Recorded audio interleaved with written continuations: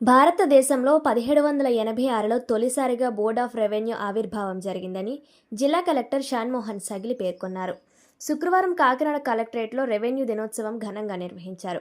పదవీ విరమణ చేసిన ఉద్యోగులను ఘనంగా సత్కరించారు. రెవెన్యూలో ఉత్తమ సేవలు అందించిన ఉద్యోగులకు సన్మానం చేశారు. ఈ సందర్భంగా జిల్లా కలెక్టర్ షాన్మోహన్ సగిలి మాట్లాడుతూ సమాజంలో అన్ని రంగాలలో కీలకమైనది రెవెన్యూ శాఖ అని తెలిపారు. బ్రిటిష్ పాలన కాలంలోనే రెవెన్యూ వ్యవస్థను ఏర్పాటు చేశారని గుర్తు చేశారు. 1772లో భారతదేశంలో వారెన్ హేస్టింగ్ కలెక్టర్ వ్యవస్థను తీసుకువచ్చి రెవెన్యూకు అనుసంధానించి భూమి శిస్తును సులభతరం చేశారని గుర్తు చేశారు.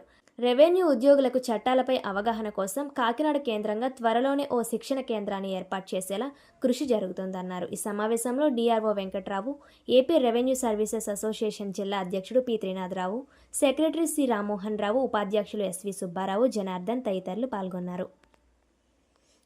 ప్రతి కాయిన్ కట్టుతూ ఉన్నట్లు ఐ కమ్ ఫ్రమ్ కొంచెం కార్పొరేట్ ఎక్స్పీరియన్స్ ఉన్నట్టు అది వదిలేసి ఇక్కడ ఎందుకు వచ్చాను అంటారు కదా చాలా మంది. I telling you corporate is worse. ఇంతకన్నా బ్యాడ్ ఎక్స్పీరియన్స్ ఉంటాయి. మనల్ని ఈరోజు ఏదో మా ఆర్టీఓ తిట్టారనో, లేకపోతే మా కలెక్టర్ తిట్టారనో, లేకపోతే ఫీల్డ్ మీదకి వెళ్తే మమ్మల్ని సరిగ్గా చూడలేదు అనుకున్నాను. You go to corporate, best of the companies. Hindustan Unilever ఉంటుంది, one of the best companies in India. You go as a sales, I think sales executive ఏదో అంటుంది, సేల్స్ సంథింగ్. అంటే ఎంబీఏ చేసిన తర్వాత first post you will feel ఇంతకన్నా లో life ఉండదేమో జీవితంలో అనిపిస్తుంది.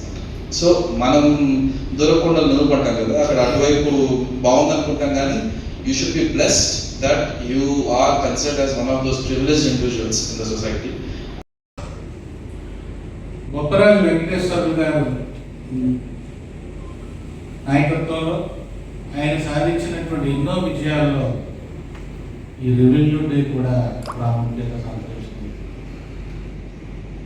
జూన్ 20న బోర్డ్ ఆఫ్ రెవెన్యూ స్థాపించబడింది కాబట్టి జూన్ 20 చేసుకోవాలి ఈ పండుగని దపదపాలుగా ప్రయత్నిస్తున్నప్పటికీ గత ప్రభుత్వ హయాంలో సిసిఎల్ఏ గారు సాయి ప్రసాద్ గారు, అదేవిధంగా చీఫ్ సెక్రటరీ జవహర్ రెడ్డి గారు ఈ కార్యక్రమానికి ఎంతో హితోధికంగా సహాయం చేశారు.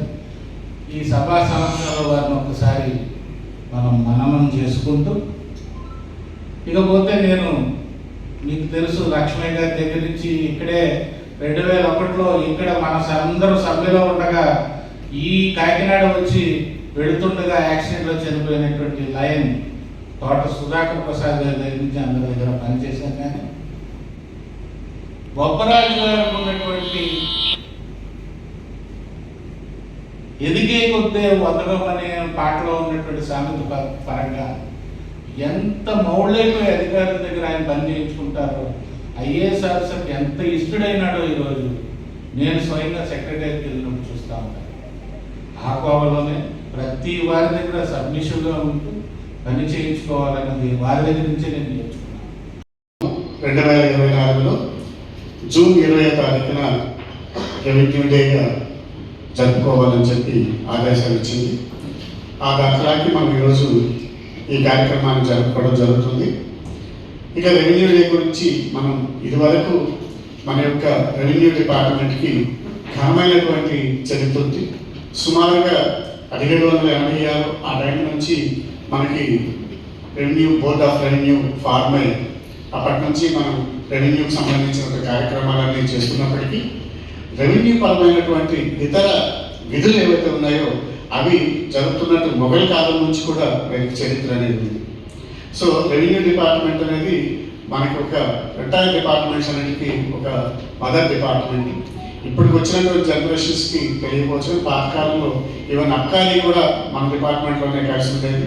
అలాగే వివిధమైనటువంటి మనం విధులన్నీ కూడా ఇప్పుడు కొంత తగ్గిపోవచ్చు, కానీ జనరల్గా మన రెవెన్యూ డిపార్ట్మెంట్ పరంగానే కాకుండా ఇతర విధులు ఏవైతే ఉన్నాయో ఎక్కడైనా ఏ డిపార్ట్మెంట్కి సంబంధించిన ఒక గ్యాప్ కానీ లేదా ఇంకా ఫాస్ట్ కానీ చేయాల్సిన పరిస్థితి వస్తే వెంటనే ముఖ్యంగా కనిపించేది రెవెన్యూ డిపార్ట్మెంట్.